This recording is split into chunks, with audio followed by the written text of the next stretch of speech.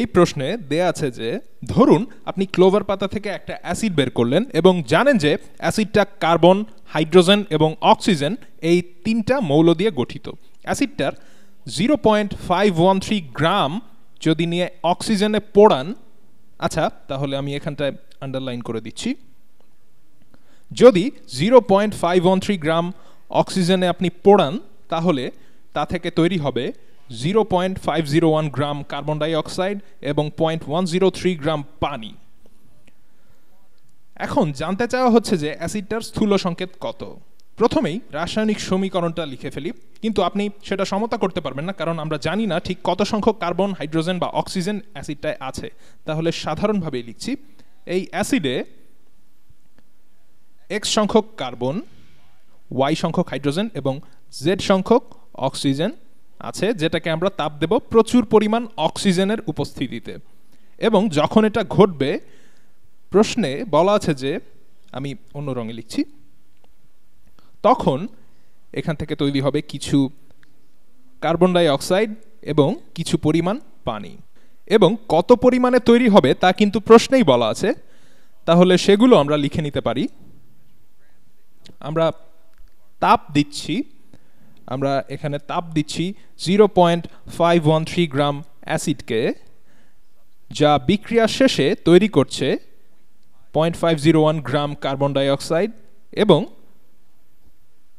0.501 গ্রাম carbon die oxide এবং 0.103 গ্রাম পানি। এখন ঠিক আগের সমস্যাটার মতো করেই এই সমস্যাটা আমরা সমাধান করব। খেয়াল করুন, আমরা শুধু স্থূল সংকেতটাই বের করব, মানে কার্বন, হাইড্রোজেন আর অক্সিজেনের একটা পূর্ণ সংখ্যার সরল অনুপাত বের করতে হবে। আমাদের আগের সমস্যার চেয়ে এটা একটু কঠিন, কারণ এখানে আছে অক্সিজেন, যেটা দুটো উৎপাদেই কিন্তু মিশে আছে। তাই আমরা ডান দিকে, সমীকরণের ডান দিকের মোল সংখ্যাটা বের করেই বলে দিতে পারবো না যে এখানে এত মোল আছে। যেটা করতে হবে সেটা হলো, প্রথমে সমীকরণের ডান পাশে কার্বন ডাই অক্সাইডের মোল সংখ্যাটা বের করব এখানকার এই মানটা ব্যবহার করে, যেটা আমাদের কার্বনের মোল সংখ্যাটাও বলে দেবে, যেটা বের হয়ে এসেছে আমাদের এই অজানা অ্যাসিডটা থেকে, কারণ এটাই একমাত্র উৎস কার্বন ডাই অক্সাইড তৈরি করতে পারে যেটা। তারপর এই পানির পরিমাণটা ব্যবহার করে হাইড্রোজেনের মোল সংখ্যাটা বের করব, মানে এই উৎপাদে, যা থেকে বোঝা যাবে যে অজানা অ্যাসিডে কত মোল হাইড্রোজেন ছিল। এবং তারপর এটাতে কার্বন আর হাইড্রোজেনের ভর বের করতে পারবো, যা 0.513 গ্রামে আছে, কারণ আমরা জেনে যাব যে কত মোল কার্বন আর হাইড্রোজেন নিয়ে বিক্রিয়াটা শুরু হচ্ছে, অর্থাৎ এদের ভরও জানা যাবে।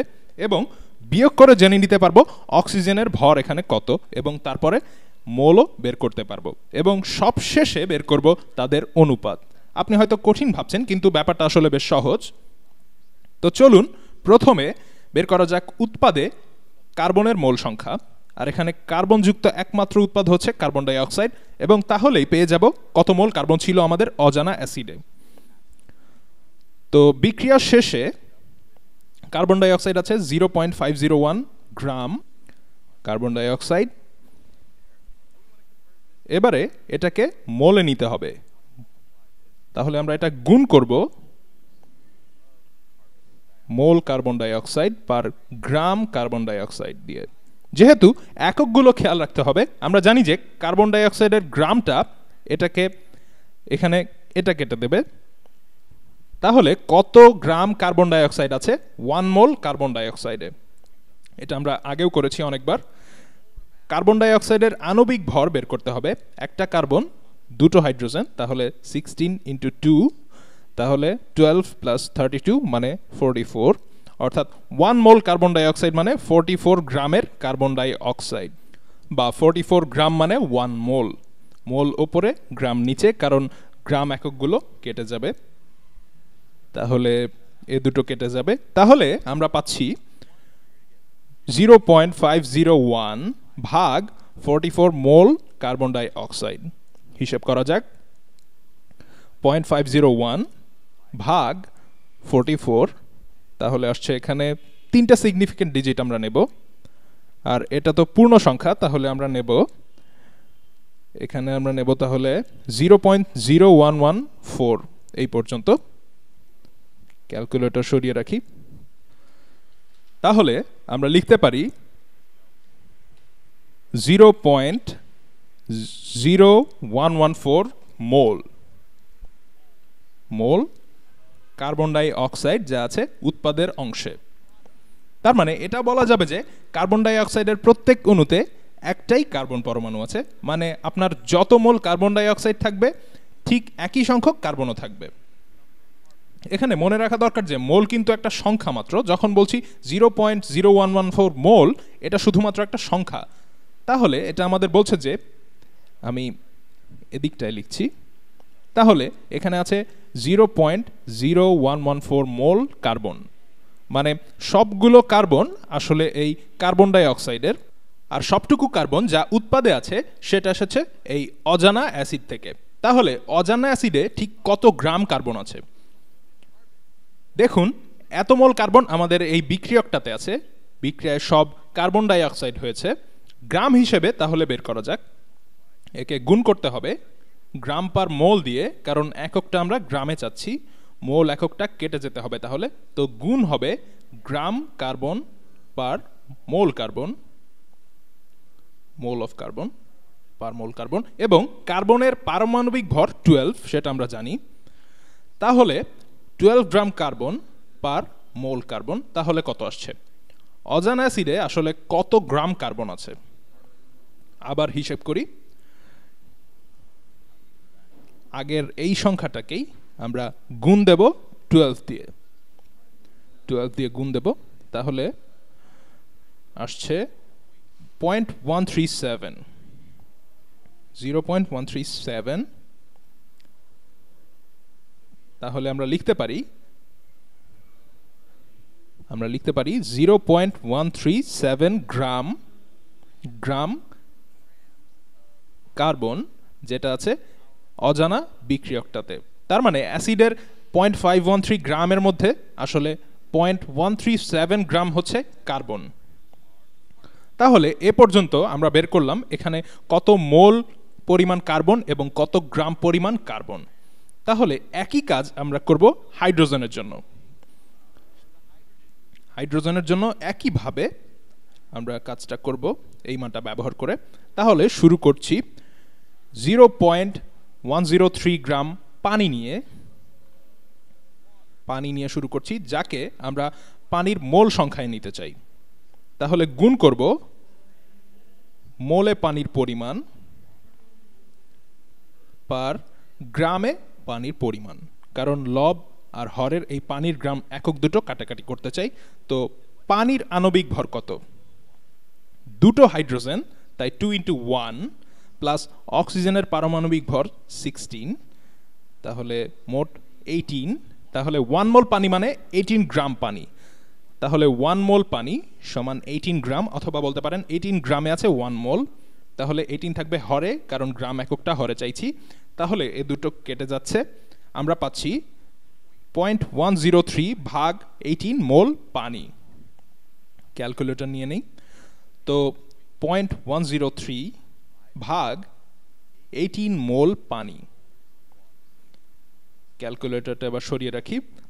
তাহলে আমরা পাচ্ছি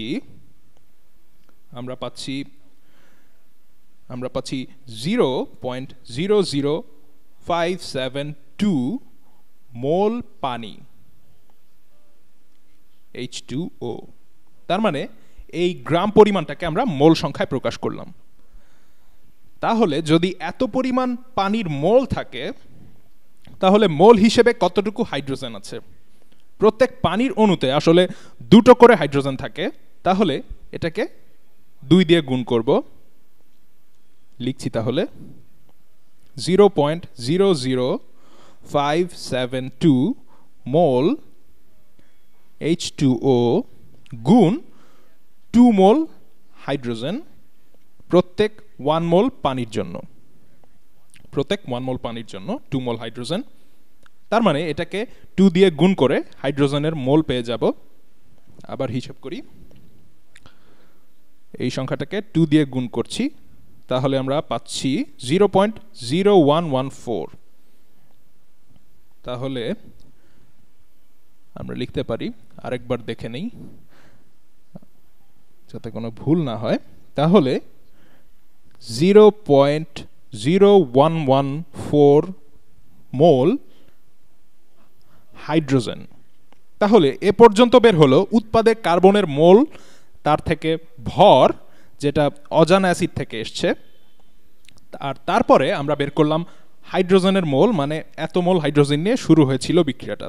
তাহলে ভর হিসেবে কত, মানে আমরা আসলে গ্রামে পরিমাণটা বের করতে চাচ্ছি। আমরা গ্রামে বের করব, তাহলে গুণ করব 1 গ্রাম পার মোল দিয়ে, মানে হাইড্রোজেনের পারমাণবিক ভর দিয়ে। তাহলে 1 গ্রাম হাইড্রোজেন পার মোল হাইড্রোজেন।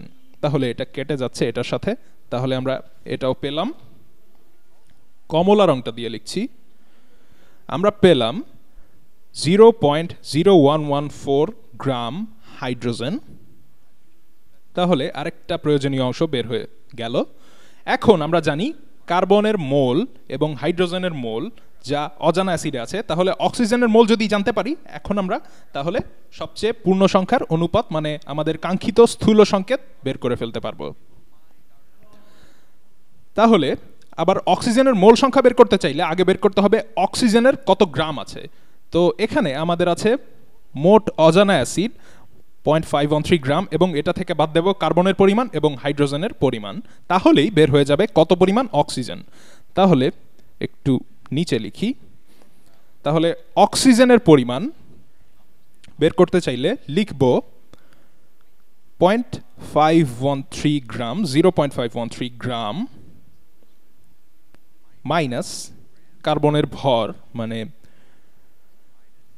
মাইনাস 0.137 গ্রাম।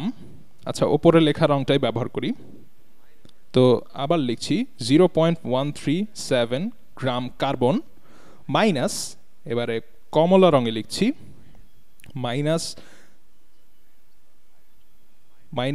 0.011। আচ্ছা, এভাবে না করে বরং এটা মুছে দিই, একটু অন্যভাবে লিখি। আমরা শুরু করলাম 0.513 গ্রাম অ্যাসিডে। আচ্ছা, এভাবেও না লিখে একটু অন্যভাবে লিখি, CxHyOZ মাইনাস 0.137 গ্রাম কার্বন মাইনাস 0.0114 গ্রাম হাইড্রোজেন। এর উত্তরটাই হবে কার্বনের পরিমাণ যেটা আমরা বের করতে চাচ্ছি। তাহলে বের করে ফেলি, কারণ অজানা অ্যাসিডে যারা আছে সবাইকেই বিয়োগ করছি অক্সিজেন ছাড়া।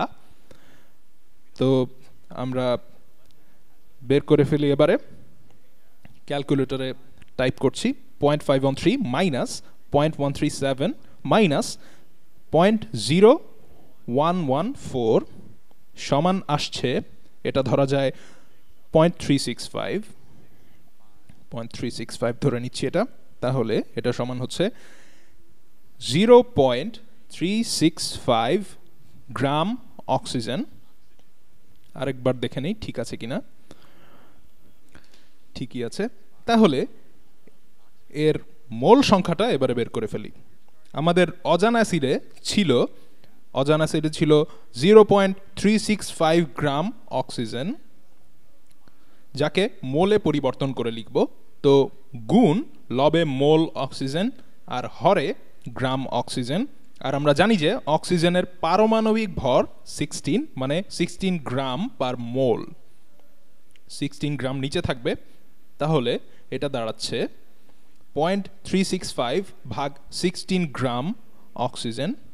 হিসেবটা করে নেই, তো এই সংখ্যাটা ছিলই, এটার সাথে ভাগ দেব, এটাকে ভাগ দেব 16 দিয়ে, তাহলে 0.0228 ধরা যায়। তো পাশে রেখে দেই ক্যালকুলেটর। তো উত্তর আসছে 0.0228। এরা কেটে যায়, থাকে মোল অক্সিজেন। আমরা প্রায় শেষ পর্যায়ে চলে এসেছি। এখন আমরা জানি যে কার্বনের মোল সংখ্যা অজানা অ্যাসিডে কত।